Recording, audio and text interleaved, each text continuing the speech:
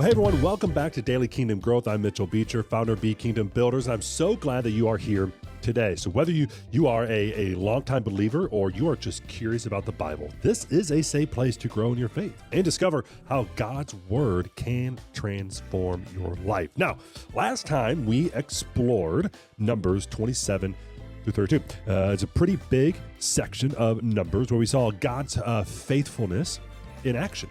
We talked about how Moses appointed Joshua as a successor, ensuring the Israelites would have a strong leadership as they prepared to enter the promised land. We also saw the tribes of Reuben and Gad chose to settle east of the Jordan River, a decision that came with both blessing and responsibilities. It was a reminder that God's promises are always fulfilled, but they often require our obedience and trust. And today we're diving into the final chapters of Numbers. Congratulations, chapters 33 through 36, a big section. These chapters are like the grand finale of the Israelites' wilderness journey, packed with a lot of lessons from God's guidance, justice, and care for every detail of our lives. So, you ever felt like your life is a long, winding journey with no clear destination? Well, this episode, and these last episodes are for you. So let's get started. All right, so before we jump into the details of the chapters, let's set the stage for what's happening in these chapters. The Israelites are on the brink of entering the promised land after 40 years of wilderness. Can you just imagine 40 years of wandering, waiting, and learning to trust God in all your situations? And now they're finally here, standing on the plains of the Moab, just across the Jordan River from Canaan. But before they cross, God has some final instructions for them. These chapters are like a divine roadmap guiding the Israelites and us on how to live in alignment with God's will. And we will see how God recounts their journey, defines the boundaries of the promised land, and establishes cities of refuge, and even address a unique inheritance issue involving some courageous women. So again, each of these moments reveals something profound about God's character and his plans for his people. So here we go, Numbers 33 to kick it off, which is essentially just a big travel log of the Israelites' journey from Egypt to the plains of Moab. It lists 42 encampments, 42 stops along the way. Now you might be thinking, why do I need to know about all these little tiny places and everywhere they stopped? Well, here's the thing. This chapter isn't just a history lesson. It is a testimony of God's faithfulness. So every stop on this journey represents a moment where God provided for his people, even when they doubted him, which was almost like every day it felt like. So think about it. They started in Egypt, where God delivered them from slavery with the miraculous signs and wonders, right? Remember that, the 10 plagues. Then they crossed the Red Sea, a moment that symbolized their complete break from their old life. And from there, they journeyed through the wilderness, facing challenges like the hunger, thirst, and even their own disobedience. Yet God, through it all, was with them. And one of the most striking parts of this chapter is verse 2, where it says Moses records their starting places according to the journeys by the command of the Lord. And these are their journeys according to their starting places. And I read that pretty quick, but did you catch that? This wasn't just Moses' idea. It was God's command. Why? Well, because God wanted his people to remember. He wanted them to look back and see his hand in every step of the journey. And here is the application for us today. What are your encampments in your life? These are the moments where God showed up, he provided, or he even redirected you. Just take a second to think about that. Maybe it was a job loss that led to better opportunity, a health scare that deepened your faith, or a relationship that taught you about God's love. Whatever it is, your journey matters to God. He's been with you every step of the way, just like he was with the Israelites. So that's my challenge to you for today. So as the Israelites prepared to enter the promised land, God told them to drive out the inhabitants and destroy their idols. Again, we've talked about this, and we'll continue to talk about this as we see the history of the Israelites. And why? Well, it's because he knew that their compromise would lead to corruption. It's the exact same thing that is true for us. As we step into new things God has for us, we need to let go of the idols in our lives. So those things that distract us from him, so maybe it's fear, maybe it's pride, or even comfort. So whatever it is, God is calling us to trust him fully as we move forward. So that's Numbers 33.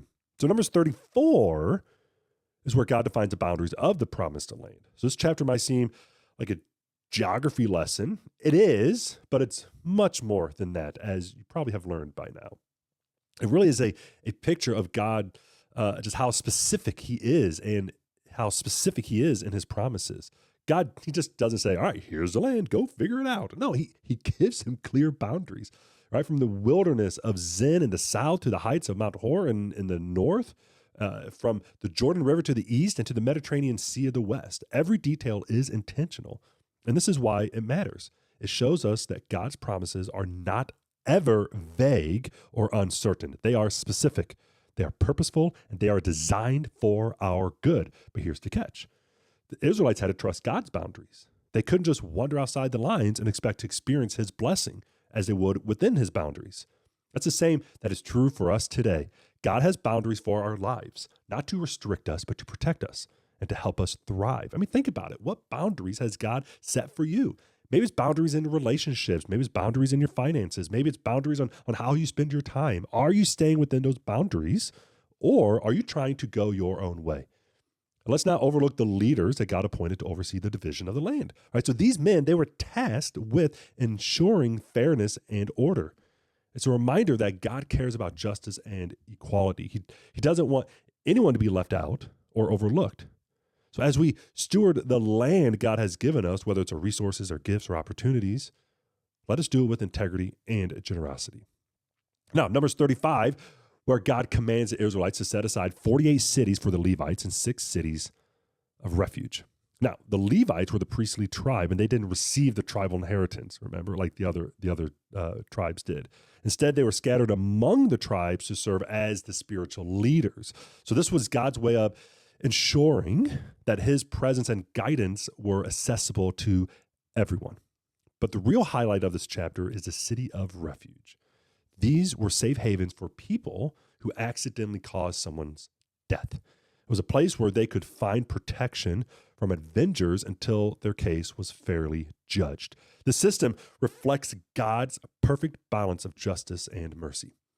He cares about accountability, but he also provides a way for the innocent to find safety. And here's the beautiful part. The cities of refuge are a foreshadowing of Jesus. In him, we find the ultimate refuge from the consequences of our sins. Hebrews 6:18 says that we who have fled for refuge might have strong encouragement to hold fast to the hope set before us. Isn't that amazing? So no matter what we've done, we can run to Jesus and find safety. We can find forgiveness. We can find the hope. Well, here's the question. Are there areas in your life where you need to seek refuge in God? Maybe it's some guilt, shame, fear.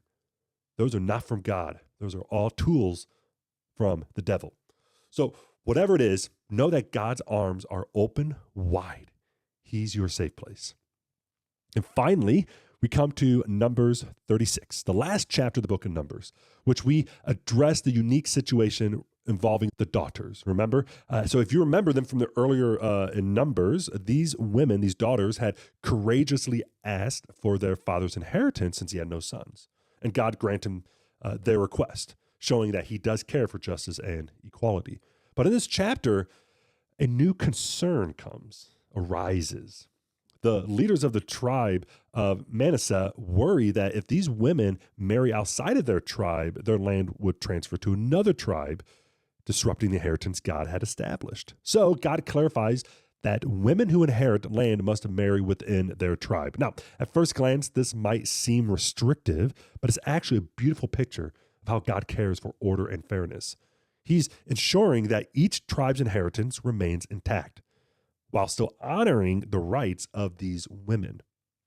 It's for us to remember that God's ways are always just, even when we don't fully understand them. And let's not miss the courage of the daughters, right? They stood up for what was right, and God honored their faith. That's a challenge for all of us, to advocate for justice and trust God's plan, biblical justice, biblical plans, even when they're different from what we expect. All right, so that's it. Let's take a moment to reflect what we learned today. So Numbers 33, we saw God's faithfulness in every step of Israelites' journey and in ours. In Numbers 34, we were reminded that God's promises and that his promises are specific and purposeful. In Numbers 35, we discover God's perfect balance of justice and mercy. And in Numbers 36, the last chapter of the book, we saw his care for fairness and order. So here's my challenge for you today. Take some time to reflect on your spiritual journey. Write down your encampments, key moments where God has been faithful to you. Then identify one area of your life where you need to trust in his guidance more fully. Maybe it's a decision you're facing. Maybe it's fear you're holding on to, or a boundary you need to respect. Whatever it is, bring it to God and trust that he is with you every step of the way. And like always, if this episode encouraged you, don't keep it for yourself. Would love to read your thoughts in the comments below. Share it with a friend. Let's encourage each other as we grow in our faith. Thanks for joining me today. Hit that like button, share it with a friend, subscribe to Daily Kingdom Growth playlist on YouTube or whatever it is you're listening to this podcast. And for deeper lessons and resources, visit our website at bekingdombuilders.com. Tomorrow, we're going to start a new book, the next book in God's holy word. That is the book of Deuteronomy, where Moses gives his final words of wisdom to the Israelites. You do not want to miss it. So until then, keep building God's kingdom. I will see you in the next episode.